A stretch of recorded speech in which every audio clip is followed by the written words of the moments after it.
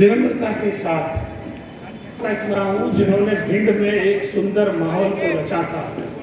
चाहे वो हमारे स्वतंत्रता संग्राम सेनानी श्री रघुवीर सिंह कुशवाहा जी रहे हों, चाहे मेरे बाबा स्वतंत्रता संग्राम सेनानी बाबा जनक राम रहे हों, या सम्माननीय स्वर्गीय श्रीनाथ गुरु जी रहे हों, या श्री हरकिशन दास जादव भूता जी रहे हों, या पंडित नरसिंह राव दीक्षित जी रहे हों, या यहाँ की चोटी के वकील और समाज सेवी सम्माननीय श्री राम नारायण गुप्ता जी रहे हों, या हमारे श्याम सुंदर भाई साहब और रामहर्ष भाई साहब जैसे सामाजिक कार्यकर्ता रहे हों, जिन्होंने पूरा योगदान दिया वंचितों की लड़ाई लड़ने का, पिछड़ों की आवाज उठाने का और भिंड के विकास की बात करने का।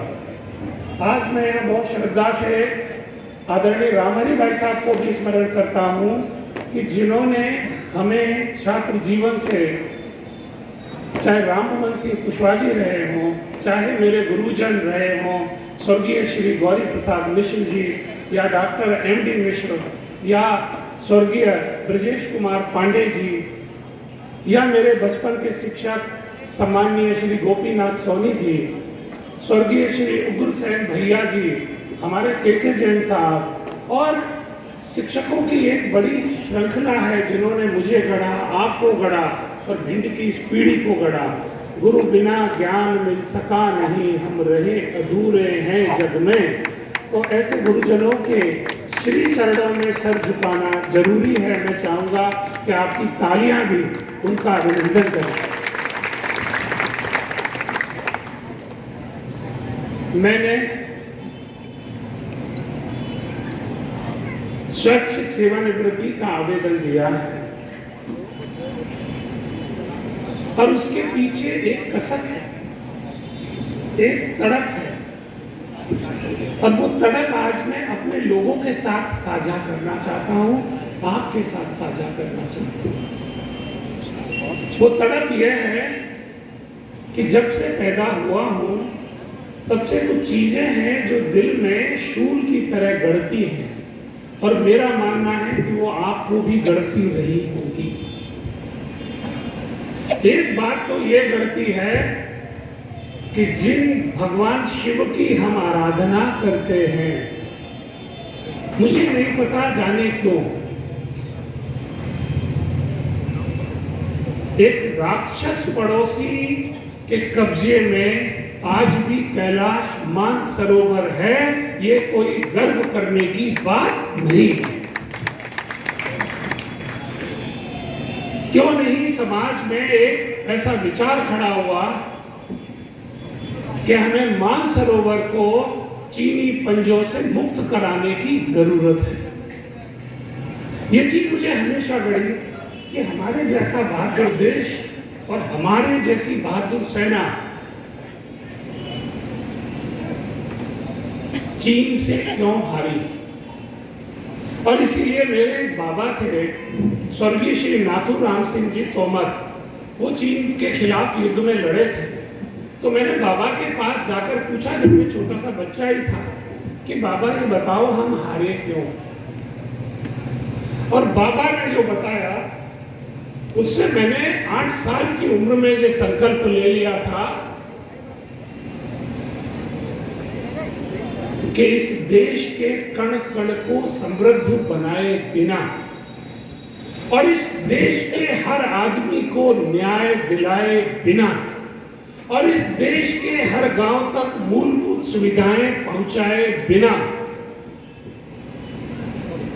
हम इतने सशक्त नहीं हो सकते जितना सशक्त हमें होने की आवश्यकता है। और एक और चीज है जो हमेशा से मेरे हृदय में चुभती रही है, और आप जो भिंड के लोग हैं, आपने भी उस दंश को हमेशा झेला। जब मैं पहली बार कॉटन जी स्कूल से वाद विवाद प्रतियोगिता में भाग लेने के लिए ग्वालियर गया और पद्मा विद्यालय में रुका, तो मुझे ये सलाह दी गई कि मैं किसी को ये ना बताऊं कि हम भिंड से आए हैं। और तब मैंने जाना कि भिंड का नाम डकैतों के लिए बदनाम है, और तब मैंने जाना कि हमारा नाम इतना बदनाम है कि हम अपने शहर का नाम भी नहीं ले सकते अपने जिले का। और तब मैंने जाना कि ग्वालियर में लोग तो हमें किराए का मकान देने में भी डरते हैं, होटलों में कमरा देने में डरते हैं। और फिर मैंने संकल्प लिया कि मैं जीवन में कभी छुपाऊंगा नहीं कि मैं भिंड का हूं, लेकिन अपने कर्म से अगर मैं चंबल का बेटा होऊंगा तो अपने पुरुषार्थ से इस दाग को मिटा दूंगा। भिंड कोई लुटेरों की जगह नहीं है और भिंड कोई घपले घोटालों की जगह भी नहीं है। भिंड के 25,000 से ज्यादा जवान, मैं सम्माननीय रोकड़े जी को और सम्माननीय पुष्कर जी को ध्यान में लाना चाहता हूं कि दिल्ली में जहां कहीं भी बात हो तो मेरी तरफ से ये निवेदन करें, भिंड के लोग न चोर हैं न डाकू हैं। अरे ये बहादुर कौम है, बहादुर, ये शेरों की संतानें हैं। लेकिन शेरों की संतानें भी अगर भेड़ियों के गाइडेंस में चलने लगे तो लोग उनकी शक्ति और मर्दानगी का दुरुपयोग करते हैं। तो मैं आज अपने लोगों को ये कहने आया हूं कि पूरी दुनिया विकास की दौड़ में कहां से कहां पहुंच गई है। जो देश हमसे बहुत बाद में आजाद हुए थे वो देश बहुत आगे पहुंच गए। जो इलाके भिंड से बहुत पीछे थे वो भिंड से बहुत आगे पहुंच गए और हम पिछड़ गए। 33 साल तक मध्य प्रदेश के 20 से ज्यादा जिलों में काम